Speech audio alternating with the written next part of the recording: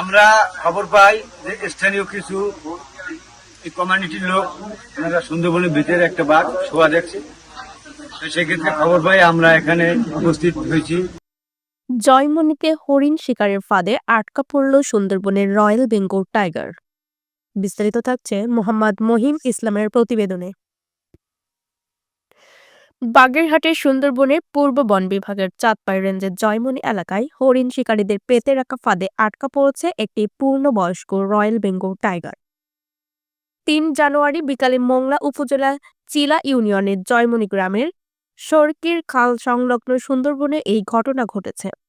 প্রত্যক্ষদর্শীরা জানান, অনুমান করা যাচ্ছে বনের সীমান্ত ঘেরা জয়মনি গ্রামে একদল অসাধু শিকারী হরিণ ধরার ফাঁদ পেতে রেখেছিল।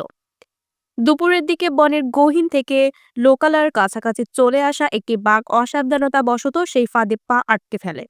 বাঘটির গগনবিদারী গর্জন শুনে গ্রামবাসী আতঙ্কিত হয়ে পড়ে এবং তাৎক্ষণিকভাবে বন বিভাগকে খবর দেয়।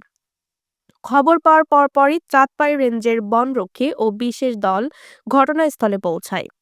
তারা এলাকাটি ঘিরে তাদের টহল জোরদার করেছে এবং বাঘটিকে উদ্ধারের প্রক্রিয়া শুরু করে। বন কর্মকর্তারা জানিয়েছেন, বাঘটির শারীরিক অবস্থা পর্যবেক্ষণ করা হচ্ছে। প্রাণীটি যেন আরও উত্তেজিত না হয় সেজন্য সাধারণ মানুষের নিরাপত্তার কথা চিন্তা করে বর্তমানে লোকজনকে সুন্দরবনে প্রবেশ করতে নিষেধ করা হয়েছে এবং বন বিভাগ কঠোর নিরাপত্তা ব্যবস্থা জোরদার করেছে। এলাকাবাসী জানান, বর্তমানে আমাদের এলাকায় রয়েছে পৃথিবীর ৭ম আশ্চর্য সুন্দরবন। আমাদের গ্রামটির চারপাশে রয়েছে সুন্দরবন।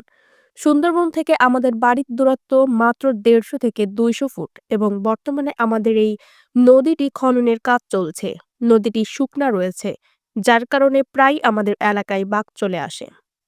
তাই আমরা খুব আতঙ্কের মধ্যে থাকি, এখন যেমন আতঙ্কের মধ্যে রয়েছে। তাই সরকারের কাছে দাবি আমাদের সকলের সুরক্ষা যেন নিশ্চিত করা হয়। সিপিজির এক সদস্য জানান, বাঘটি সম্ভবত অসুস্থ হয়ে পড়েছে। সকালে আমরা পুরোপুরি নিশ্চিত হতে পারব বাঘটি অসুস্থ নাকি হরিণ শিকারীর ফাঁদে আটকে পড়েছে। ৪ জানুয়ারি সকালে প্রয়োজনে বাঘটিকে চেতনানাশক ট্রানকুইলিজার গান ব্যবহার করে উদ্ধার করা হবে। উদ্ধার অভিযান সফল হওয়ার পর বাঘটিকে পুনরায় গভীর বনে অবমুক্ত করা হবে। আরও বিস্তারিত জানতে চোখ রাখুন জাতীয় দৈনিক অভয়নগর পত্রিকায়।